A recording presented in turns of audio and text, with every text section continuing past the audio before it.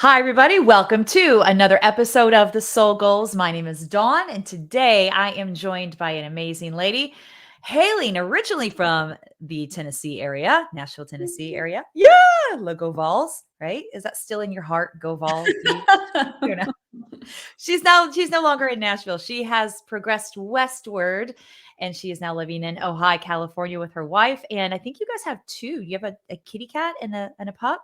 We do, yes. I'm Oh, sure you'll probably hear him sometime during the interview. well, that's good. You'll probably hear one of mine as well. So there you are.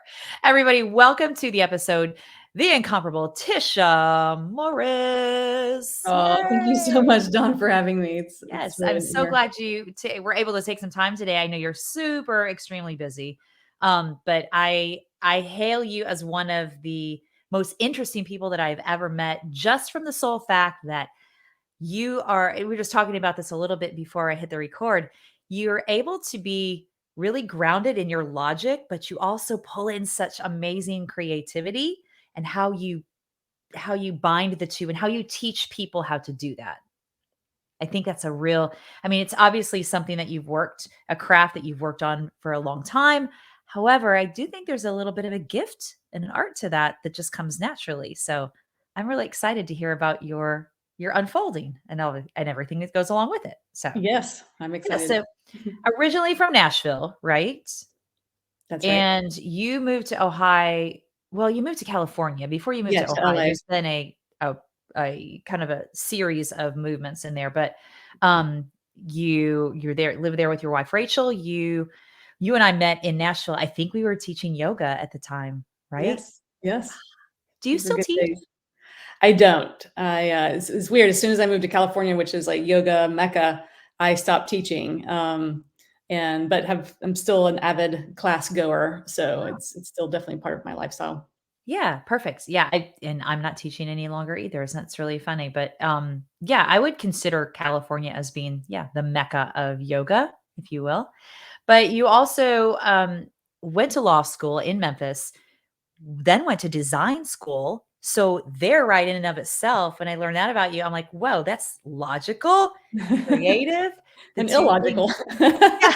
Look, I think it's amazing. But before we go into kind of how that all transpired, what made you decide to go into law as a profession? What was your drive behind that?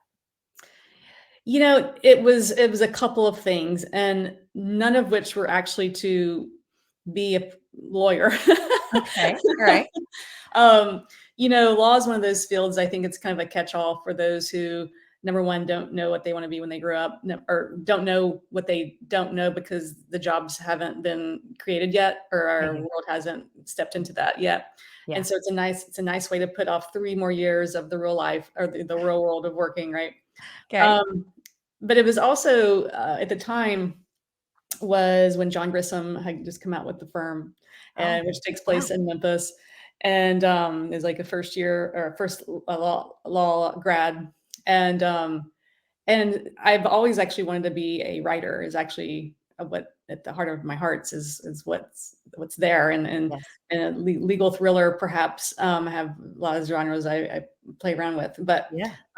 and so I was like, well, I don't really know what I want to be, but at least the having a law degree can always, nice to have in your back pocket or front pocket or some pocket. Correct. And it'll be a nice segue to be a writer one day. Right. So that's pretty much where I am right now, is that I'm closer to the one day. Okay.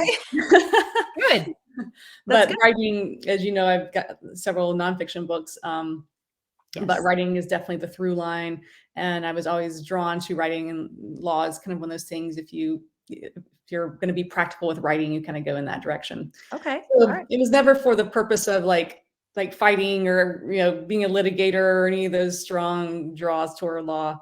Yeah. Were your parents like tell me about them. They were not lawyers, were they? No, it kind of was not. It kind of came out of left field for them. They were more in the medical. My dad was a pharmacist. Okay.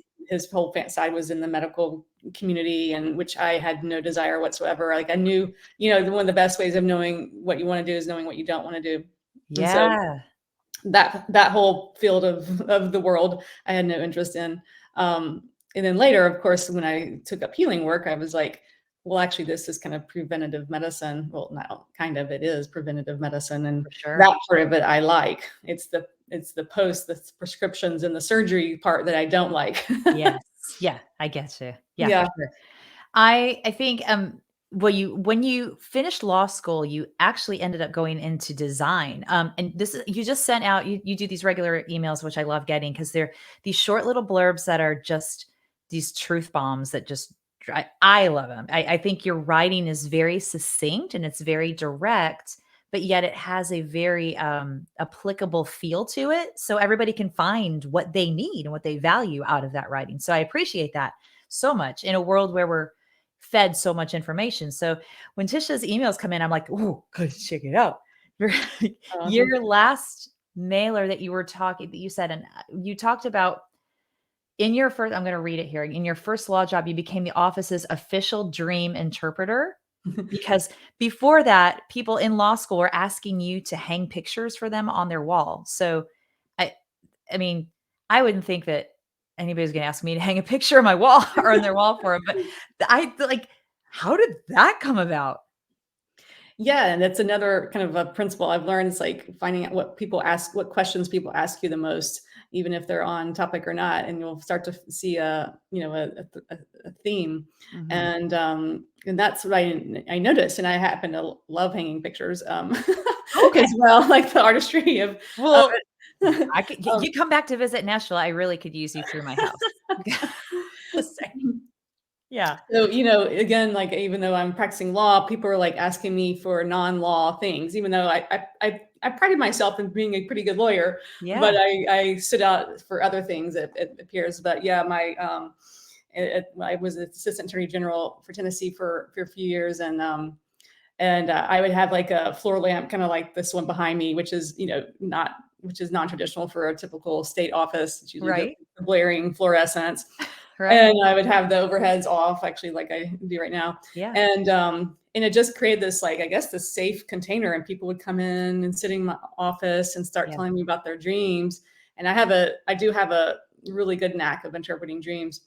Okay. And so anyway, it was fun. It was a lot funner than practicing law at the time. Okay. Well, did you like that knack of interpreting dreams? I mean, again, so you're in law school. I think you're very logical because you're a smart cookie to go to law school and to graduate and finish all of that because that's a lot of work. That's a It ton of is. work. So, I mean, the right side and the left side, your brain, that you got one side that's the analytical, one side that's the hugely creative. I I feel like if I look at my kids, I can say one of them has more of this, one of them has more of that. But if I look at your career and kind of your path, like I think you're pretty 50-50 on both. That's pretty cool. Thank you. Yeah, and that I do think that as well. It sometimes makes things a little bit challenging, of like, do I be the creative, or do I be the business person of the creative? And I've learned that it has to be both for me. I Okay. always have my own creative projects going, in addition to helping people with the business part of getting their projects out in the world. And the fact Right. that I know both sides helps me meet people wherever they are, I feel like. Yeah. Yeah, for sure. So your intention to go to design school after law school, what were you planning on doing with that? I mean, obviously you're going to do more than just hang pictures, Right. right? I mean, I'm Yeah. assuming. But what was your were you like, "Okay, I'm just gonna put the law over here, and I'm going to like, the writing, and I'm gonna go into more of an aesthetic kind of situation." Yeah. What made you go that direction? So I had, by then I'd had 2 clerkships, with judges, which was another great way of putting off the real world for a few years. Um, and it was my first real job out of law school, when I was like, this is not fun. Yeah, okay. And I had clerked for a bankruptcy judge, and so I kind of fallen into bankruptcy, not literally. Um, Not literally. No, no. um, and kind of became this strange enough, this bankruptcy expert, Oh, wow. because of all my judicial experience. Hmm, And but it's like, it's not like certainly not glamorous, and not that fun either.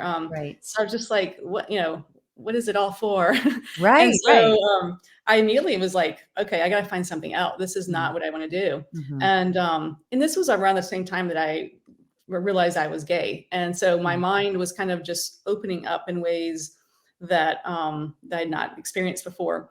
And yeah, so, I had met a friend, a guy who was in interior design school, and he had me help him with a project, of like videotaping and stuff.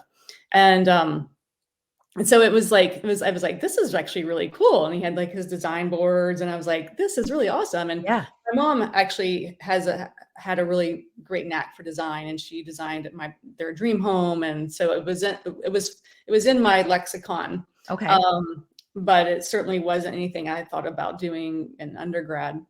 yeah, And so I was going through I was going through my divorce, a pretty difficult time. And yeah, I was at this bar one night, and just in a really low point of just like, what am I doing with my life? I'm not happy. And this guy had just turned 21, and just to show you his age or his immaturity, or the yeah, lack of yes, wisdom. yeah, And I was like lamenting to him, and he says, "Well, what do you dream about at night?" And I said, "Well, it's funny you asked that. I'd been having these crazy dreams of these interior design spaces that were unlike anything I'd ever seen in a magazine." uh-huh, And I was like, "Well, about interior design?" And he was like, "Well, that's what you need to do. I dream about flying, and I'm going to go be a pilot." oh, okay, It was like this messenger, like it just dropped down, yeah. and I was like, "Okay." Here's this dude in this bar Yeah, that's probably 3 sheets to the wind, but he's yeah, speaking some real truth to yeah, you. yeah. Yes. So I researched, and in the next week enrolled at Watkins College of Art and Design in Nashville, and Yeah. further they had a night program in interior design. So I continued practicing law to to pay for everything, Mhm. and did school at night for 3 years. It was very difficult. And Yeah. your question is a good one, and I probably should have thought more about it. Of what am I actually going to do with this? Hey, But it's okay. It's alright.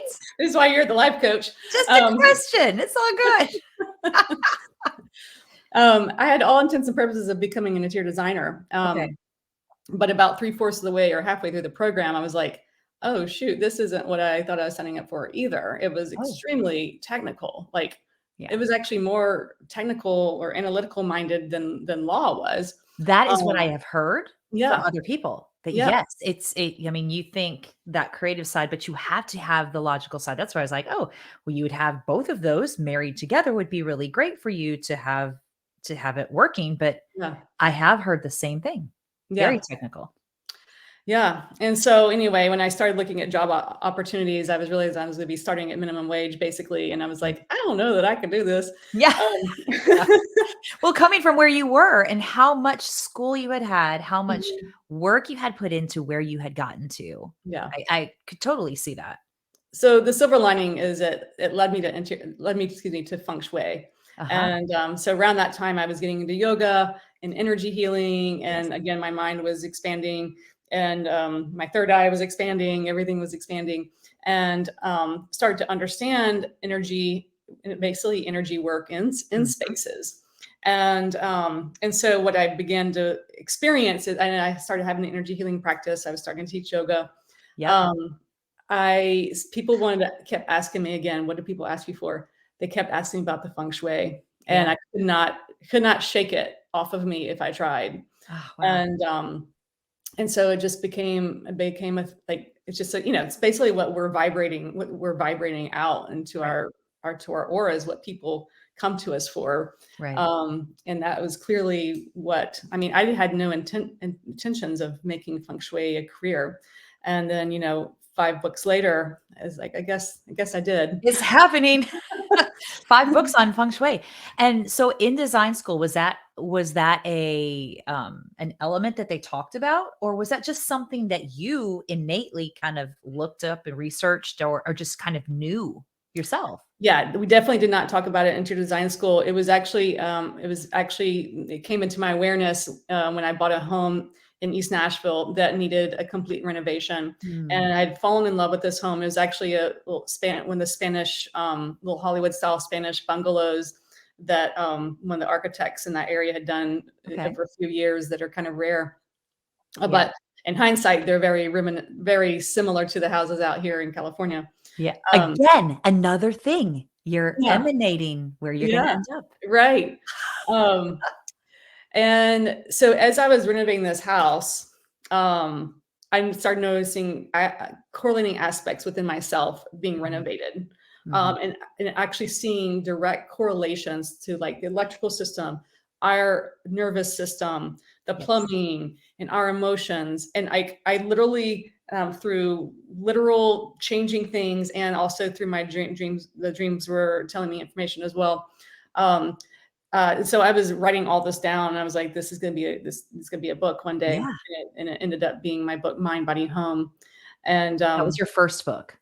it was my second book, Okay. even though it was the first book that I started writing. Got It it. feels like my first book because it's kind of like my first baby. Yeah, And it's the I was just gonna it's interesting you said that. It's the first thing you birthed, basically. yeah, It's your yeah, first realization about all of that. yeah. Wow. So understanding basically, Feng Shui isn't necessarily symbols of the home, Yeah. but where the overlaps is energy of the home and how changing things in your house can change things in your life.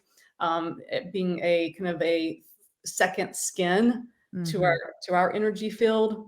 And that's really where the magic of feng shui takes place Yeah. is you know changing things changes us and vice versa. And we're in this kind of relationship with our home.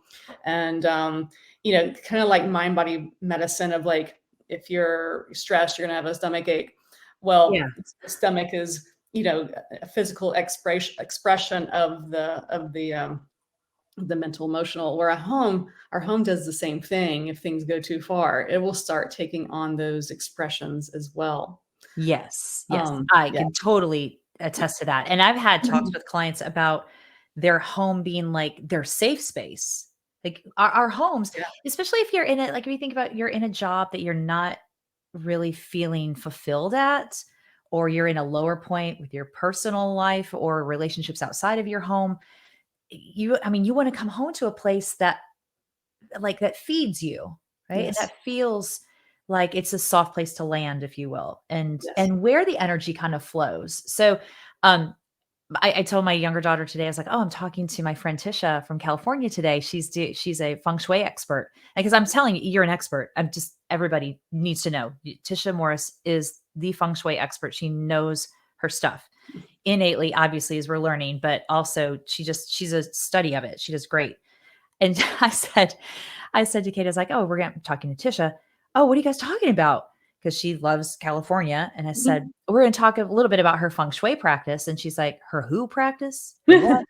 So a lot of people don't know what feng shui represents. What you Mhm. basically said is it's the flow of the energy through the house and how things manifest in the house. And by moving certain elements and shifting certain things in our environment, that makes us feel better. Like I just bought flowers, at the store earlier because it makes me feel good. Yes. Yeah. Yeah. Yes. So, You just summed it up so perfectly. oh, So, okay. yes. I'll write the intro on your next book, even Yes, though I please. don't really know what I'm talking about. I'm just going what you're saying. But also it's a feeling too. That's right. I mean, everything in our world, our relationships, our job, everything is a expression of our energy. Yeah. And how we feel, how we feel, good or bad, and everything in between is going to be a determinant. So, for example, in your office, there's a power position that you want to sit in, and that gives you more energy. And so whether a client or anyone ever walks in your office is irrelevant, because you are the power of your destiny, so to speak. I love and that. um Yeah. and so that's how just these shifts can make a difference, because everything starts and ends with ourselves. Yeah. um What do you so think and this is totally off the line of questions that I had sent you, but what do you think or do you see as being the biggest issue that people have in their homes that bogs energy down or that makes them feel that they could be doing different or placing differently, whether it's a room they need to adjust or something that elements that they need to move around in their environment. What do you see as being the biggest, most popular thing that needs to be shifted for people? 100% clutter. Clutter. Oh, that's another one of your books. Yes. Gosh. That's why I wrote a whole book on clutter called Clutter Intervention because of that question you just asked. Okay. Clutter. Yes. And And so yeah, what I began to see in my feng shui practice is when I come to someone's home, they're like, "What can I add? Can I add a plant? Can I add, crystals?" And like, no, it's what you need to remove. take it away. Yeah. Yeah. Yeah. So, similar to yoga or energy work, it's about it's like getting the kinks out, being able to move, let the energy flow. And so Mm. clutter is just like tight stuff, like what it builds up in your muscles. What is it? The lactic acid. Lactic acid. Yeah. Yeah. It's like Yeah. yeah. It's like the lactic acid in your body, or the blocked meridians if you're thinking about acupuncture. Yeah. And so it's stagnant energy that's blocking the flow. Yeah. Do you find when you go into clients' homes that have that issue that they are very hesitant to move that? Sometimes yes, and sometimes they're like, "I'm ready. And that's really a personality type of those who are just like want to dig their heels and things, Yeah. versus those who are like, "Yeah, do whatever. I'm Yeah. good." I get that. Yeah. I mean, I could have friends on both sides of the coin for sure Yeah. on that one.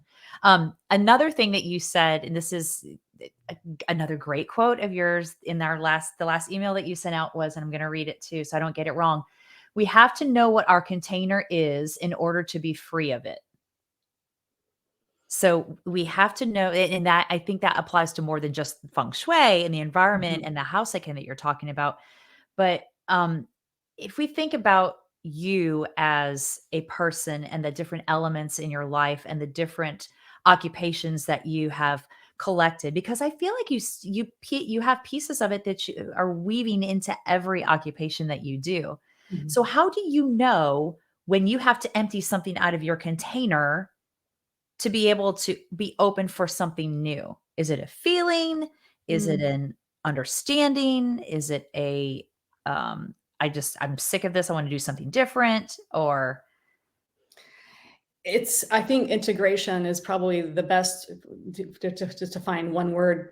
okay. Um, and what I observed, and this is actually what I learned after writing Clutter Intervention, because through doing workshops and stuff, when people had an item that they were having a hard time letting go of, Mm, um, what I realized is they just needed integration of whatever that item held for them. So, for example, if it were a memory from college of having a great time and being fun and carefree, then it's the integration of that energy in their current life that they're really hanging on to or wanting. mhm. And the physical item is just an empty piece of material. Um, Yeah, it doesn't hold the experience for them necessarily, but they have it to has until the integration, okay, yeah, the oneness. So this item becomes me, yeah. and I'm now integrated. And now I can go have fun. Maybe not do do keg stands. And But that's integration. You're doing yeah, it in a healthy way. Now you're yeah, going out and playing trivia with your friends or whatever. yeah. Um, Do you so we're getting a little bit, like, philosophical kind of on the energy side of things, and I know. I love it. I mean, that's what I do. I It's my gig, it's my jam, and I know it is for you too. If you had to break that down, that integration, how would you say to somebody, say you walked into somebody's house here in Middle Tennessee and you're back visiting, that hired you to come in to walk through it, and they're like, "What do you mean by I got to integrate? I don't want to get rid of that trophy that I won when I was 10 years old because that means something because my dad gave that to me. So give me that's what you're speaking of. Then you're Yes, how do they integrate that yes. experience? What I is an never, example? yeah, great question. And I never used the I word. Okay. Anyway, um, I do exactly what you just kind of role played it out for me. They tell me the story. Okay. They want to, it's a being someone, they need a witness for the story. Yes. And that's the magic of what happens. So it was either whether it's one-on-one or a workshop Yeah. atmosphere, them telling the story of this was the trophy that I won, and then my dad was there, and it was such a great moment, and blah blah blah blah blah blah blah. Okay, I'm ready to let it go. Wow. Yeah, like it's like magic. It's magic. We Well, all need and I witnesses guess, to our stories. yeah, and I guess there's not we're in such a hurry to remember and think about what we're going to say next to someone that's speaking instead of really absorbing what it is that they're saying and being a witness to them. So, Mhm. yeah, okay, that's what you're doing for them, along with then the understanding of this is how the energy flows and this is what we need to move if we're taking it Mhm. to the next level. Yeah. Um, do you find that are you still practicing feng shui regularly with people? Or because I I know don't. you're not. Yeah. The last 5, 7 years, so I have a feng shui school, that starting from what, 2013 up until just this last year, I had a feng shui school where I've trained hundreds and hundreds of students, Yeah, to kinda do that work, and, that's been a real joy. Once I moved to LA, like the teaching and the writing books about feng shui became my main thing with regards to feng shui. yeah. And now entertainment law is taking most of my attention. Yes. So it's a full circle for you.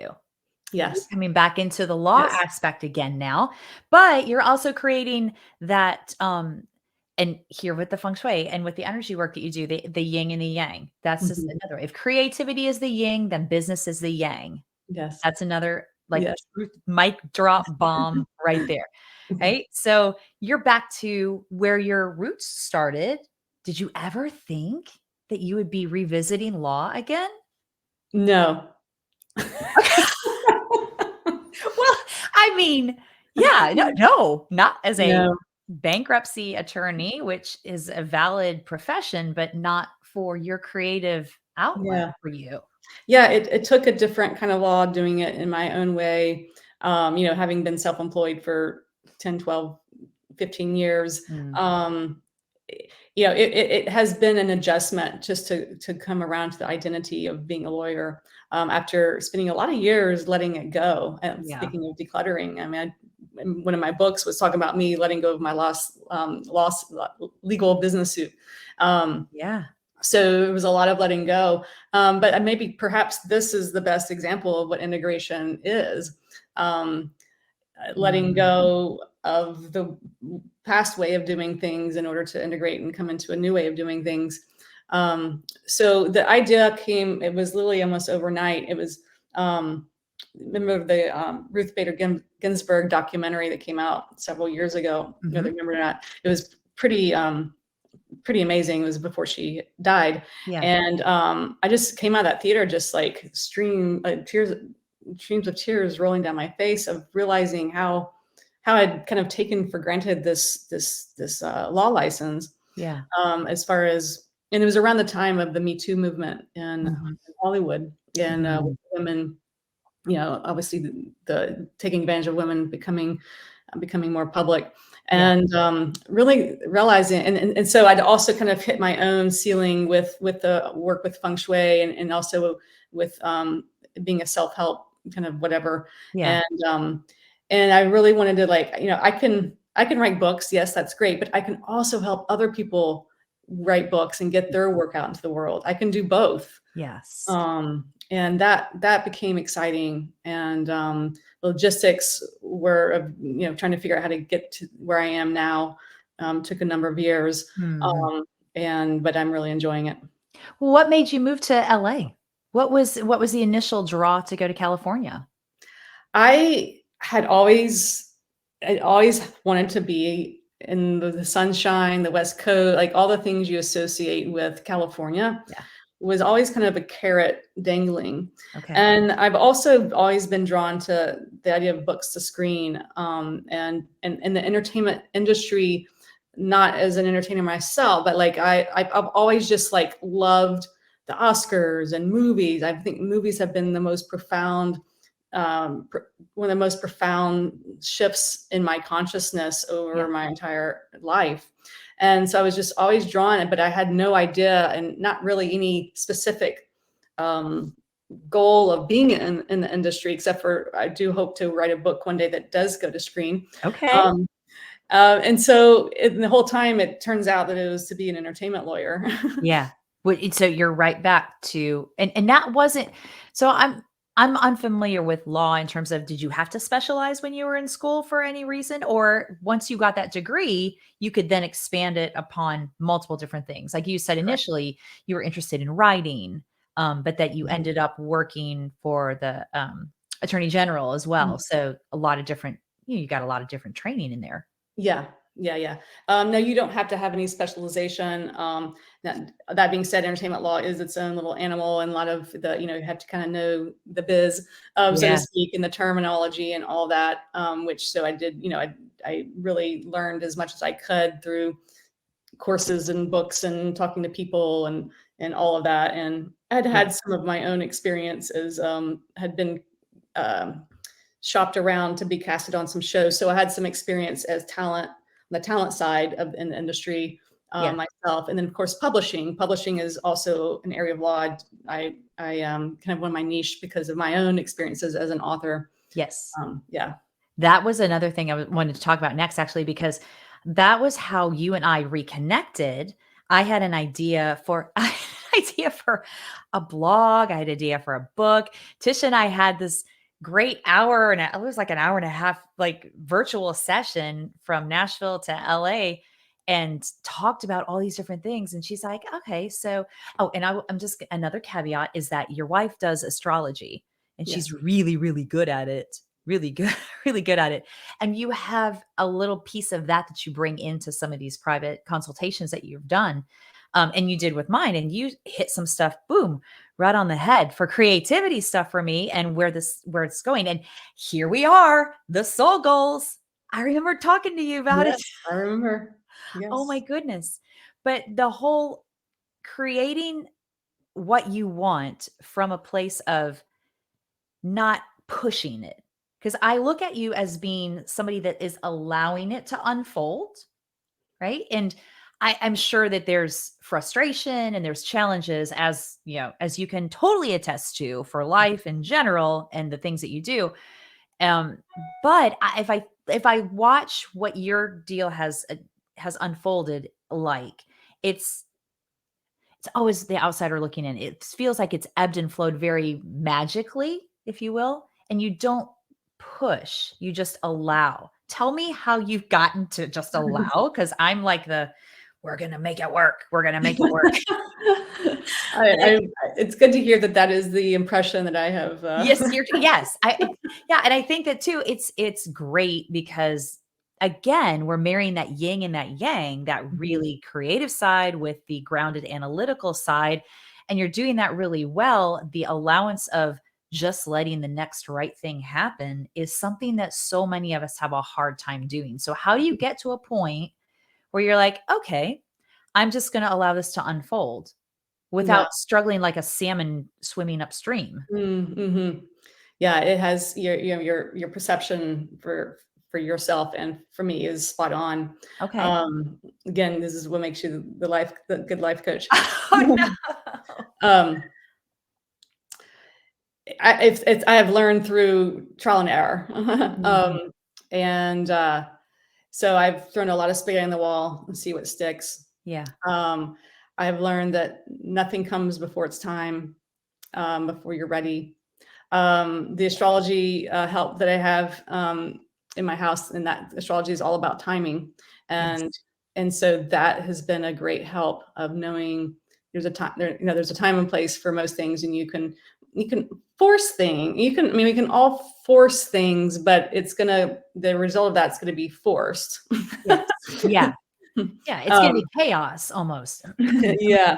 You have that Um, chaos and it's like, "Wait, what did I actually start with? Like, what am I really trying to do here?" yeah.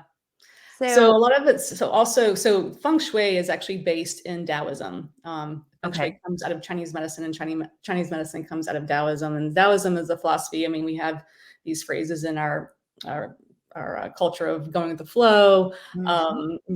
and so those are very Taoistic um, ways of thinking. And so when I was writing one of my books on the 5 elements. The 5 elements are directly from Chinese medicine. And that was a time where I had not quite learned how to go with the flow. And I was pushing, pushing, pushing. And like I wanted life to be what I would call the fire element, which lots of spark and all kinds of things happening and joy and activity. And life kept putting me in the water, which is Okay. grief and letting go Yeah. and the yin parts of life. Mm, And every time I think I was coming out of the water, coming back into the light, so to speak, life would put me back into the water. mm, And so I began to realize, like, oh, this is what follow the Tao is. mhm. And as much as we want to be manifestors or whatever, that we hear in popular spirituality, there is a Tao to our life, a flow, Yes. and we can only push upstream so far until we like surrender and let the stream take us to where our path is meant to go. What do you think the point of surrender was for you? If you had to choose, and you know what, maybe there's multiple points of surrender. Obviously, there's probably numerous ones that you could speak to, but is there one that you go, like the guy sitting on the bar stool there in the bar saying, "You should do that," and you're like, "Oh, okay." Is is Yeah. there a point where you went, "Oh, got it. Okay." Yeah, it took death. I mean, I had several very personal deaths in my life, and you get to where your energy just can't, you can't do what you want to do Yeah. in the timing that you want to do it in the way you want to do it. And so it's, I guess maybe surrender is maybe not the right word. It's just maybe the feeling of defeat. Yeah, yeah, for sure. But allowing yourself to go through that and feel it. I think that's the biggest Yeah. thing for, and you could probably attest to this too when you speak to people with any of your consultations that you do, whether it's writing book, like publishing with them, helping them with the authorship, all the things. I mean, they could say the same thing. It's just this whole, like, oh, you're hitting a wall, hitting a wall, hitting a wall. When does that gate finally open up? And it goes back to the Taoism, I think you talked about following the flow and just being okay with it. Mhm. But gosh, Tisha, like that's hard. I mean, sometimes you don't have a choice. Sure, But well, you're right. You're right. But when that wave comes, you gotta ride it. So when Ah, the channels are clear, you gotta take advantage of it. Life doesn't give you it's like a lot of open windows a lot of times. So when it comes, like with you, this podcast, like it's the time is here and you're yeah. riding that wave and you gotta keep riding it, you Yes. know? Go. All right. We're riding the wave. Let's go. Let's go. Yeah, my husband talks about that where luck is where preparation and opportunity meet, Yes. because I think a lot of times we get those big things dropped in our lap, but we're too scared to act upon it. And then we're looking back and going, "Oh, what would have been? What if I would have? How would have that been different?" Do you have any of those Well, moments? I do find that life gives you second and third and fourth chances. Mm, And so so I do believe that, and for most things that are meant to be, so to speak, on your soul's path, it yes. will come back around. And sometimes I think the first time it comes is just a practice round to get you in that vibration of like what's possible and can I do this? Yeah. Um, in fact, I'll give a quick story. So when the week before I was getting married to Rachel, I had a call from Live with Kelly and Ryan to be on their show, Okay. and it was gonna have to be like the exact week I was getting married, Oh, and so I had to say no because weddings take a lot of planning and there's like a lot to it. yeah. Yeah. And Yes. to be honest, I was a little. I mean, I was scared, but like Mm. probably like it was kind of maybe a little bit of relief of like, oh shoot. Yeah. um, Oh, darn it. But it's Yeah. like, yeah, I got it. Yeah. Well, 2 was it 2 years or 3 years later, and by then I had gotten a lot of, new tape and called tape that you use for them to see if if you're gonna bomb on camera or not. Check you out. I got it. Yeah. And, um, and and the timing was great, Uh-huh. And even though I was like completely nervous, I was in a more secure position or place within myself. And bam, and I did it. And so literally it came back around. That's amazing. Yeah. I didn't know that story. I didn't know I mean, I knew that you had been on the show, but I didn't know that it was like you had to say no the first Hmm. time. Ah, Yeah, and it was but specifically for spring, so it was like a time sensitive thing where it was just Mhm. had to be that week because it was like their spring fling week or something. Yeah, okay. And so I was like, "Man, that was like the biggest opportunity I had to say no to," and came back Oh. around. But look, I think that's the thing that we have to get comfortable with as people is knowing that if it's meant to flow to us, Mhm. it's gonna present itself again if we have to step away from it at that point for whatever reason that is. But again, gosh, that's hard to do. It is. Man, that's hard to do. Let's talk. You've mentioned a few of your books through our talk so far. I love it. Would you consider them self help Yeah, books? I Okay. would. So if someone's going into the bookstore, because I love a good bookstore, I want to pull one off the shelf. But they can also get these on Amazon too. And tishamorris.com. Everybody check it out because there's multiple layers to her website and the things that she offers.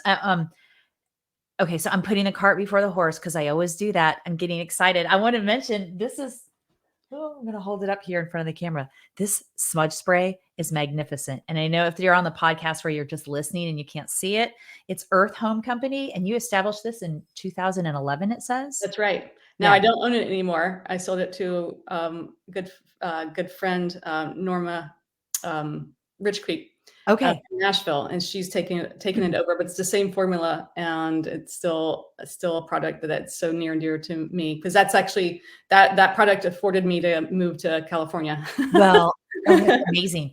And so, I mean, yeah, it's one of your children, if you will. It is. Really.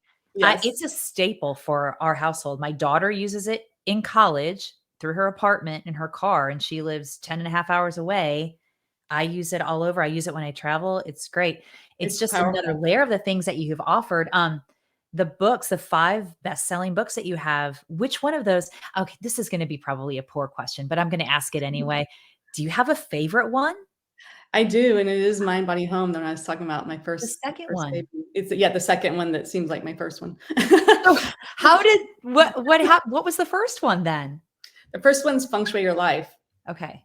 and, that's through a publisher that they're actually based in Nashville, Mhm. and, Turner Publishing, and they've become quite big now, but, at the time, they were a small publisher, and, they were I caught wind from a friend in yoga. Okay. She's like, you should pitch them. They're looking for X, Y, and Z. I was like, okay, and came home that afternoon and banged out a proposal, and it was like it just dropped into my lap. Yeah. Honestly, I don't have no other words for it. Again, Yeah. it's like what publishing is in my astrology Mhm. chart, so it's something I have good luck with, and Yes. which is why I want to help other people with it. Yes, and that's what you're actively doing right now. That's right. Okay, Yeah, so yeah. we talked a little bit about me doing a blog and writing a book and what my intention was around all of that when we had our session together. Mhm. And I remember walking away from that session going, I can write. I can do this. I can create. I can do this. So I will wager to bet and that you do more just or not more, you do just as much on the authorship side of consulting as well as this is what you do for publishing. And this is how we're That's going to right. get from A to Z where all that's concerned. So That's right. Yeah. yeah, I tell actually me. have a class tomorrow, a Okay. 2-hour class that packs in everything there is to know about the publishing industry or the publishing side of things, and Okay. it's gonna be offered as, if people are hearing this later, it's gonna be offered as a download. So it really is the business side of publishing, which gets overlooked. Right. But this is what I was, I think where that quote came from with the container quote of Yeah. like knowing the rules of what you're aiming for, which is if you're wanting to get a book published, you got to know how the game's played. Right. Right. You And educate yeah, yourself. Yeah. yeah, So yeah. that's what you aim to do is to educate people on what that is. Do you help them with the process then as well? I do more on the legal side, which is when like more of negotiating contracts. Okay. So publishing contracts, I help a lot of people out with those. if they don't have an agent, or if they don't have an agent doesn't know the legal part of things very well. Gotcha. So negotiating contracts, and that comes up a lot these days with hybrid publishing. Yes. You don't want to just sign, you don't want to just assume everything and sign. Yeah. Oh, yeah. Yeah. Nowadays, yeah, you have to have your ducks in a row and kind of have your bases all covered for sure. So, say someone's hearing this and they're like, "I have an amazing idea for a book. It's been, rambling around in my head for the last 10 years."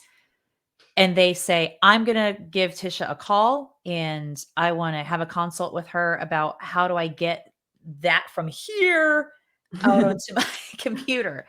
Do you help with that kind of process as Yes. well? So I would call it book coaching, and I do Okay. that.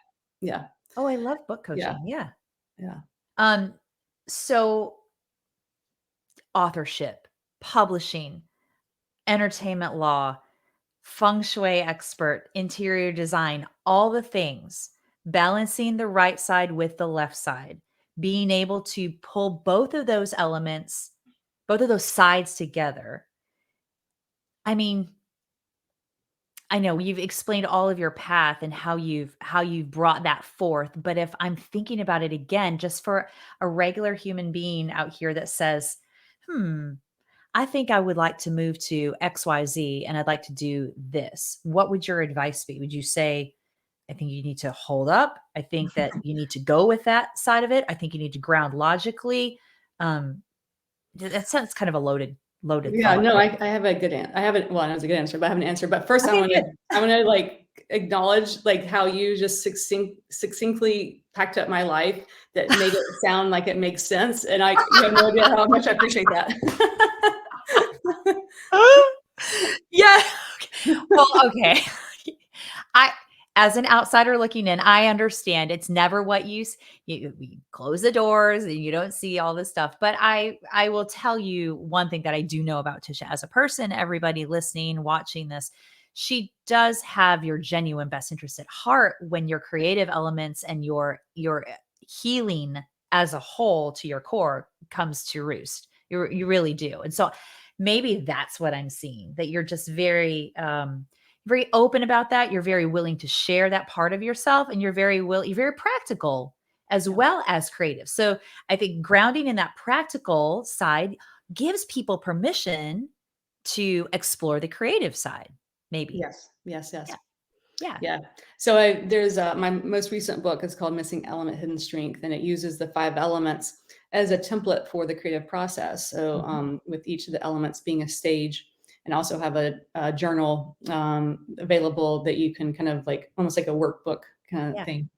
And so to And go what's back that to your book called? question, the 5 elements manifesting journal. Oh, Okay. the book is Missing Element, Hidden Strength. Missing element, hidden strength. Okay. That's right. That sounds like that's right up my alley with the journaling and the whole thing. Yes, for sure. Yeah.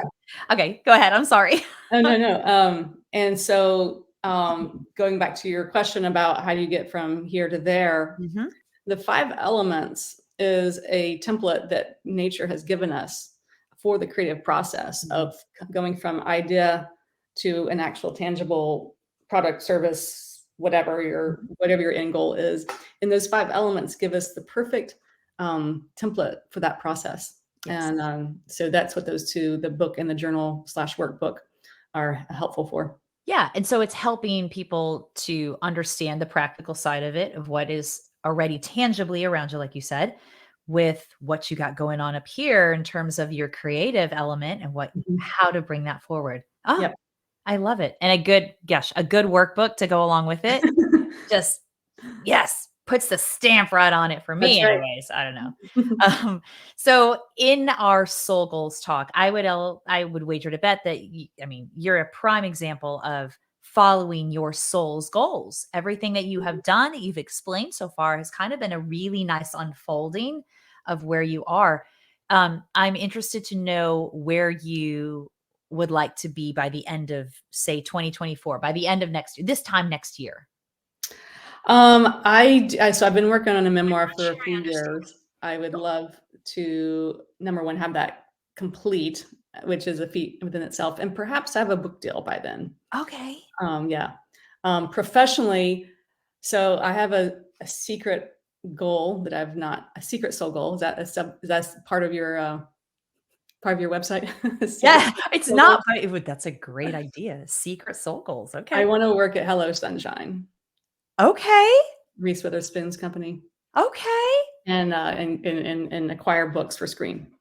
I'm just gonna put that out. Was if this comes true at the end of 2024, then your podcast is the portal for your soul goal.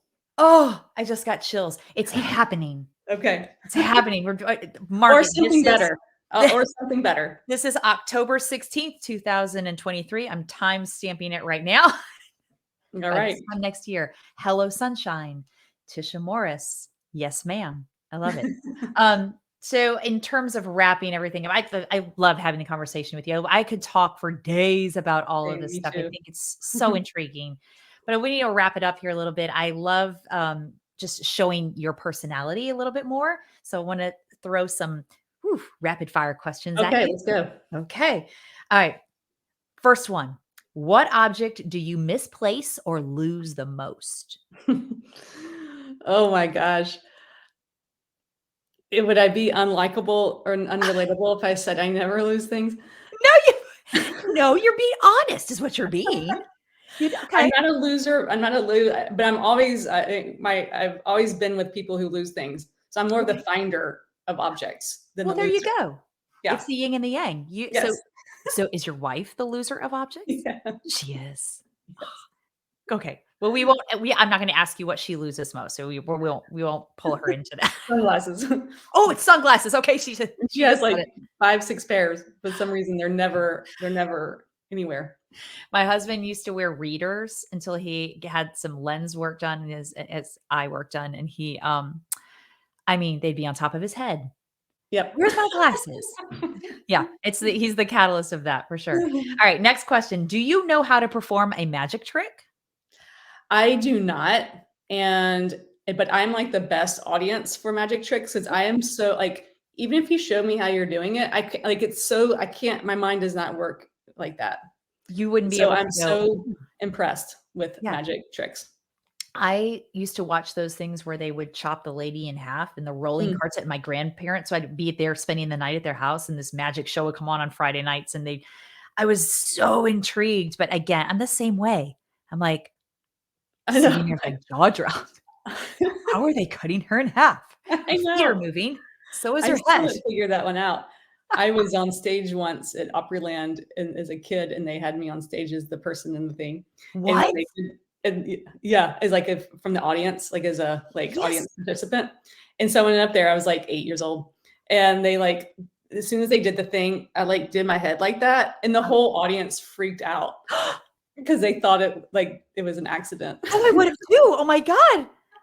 Okay, so do you remember back to that incident in terms of how you felt? Did you feel like you were separated into 2? Because I've never met No, I was just anybody. no, I trusted the chopper and I knew I did somehow it was a magic trick, Yeah. but I just wanted to freak the audience out, and sure enough, I did.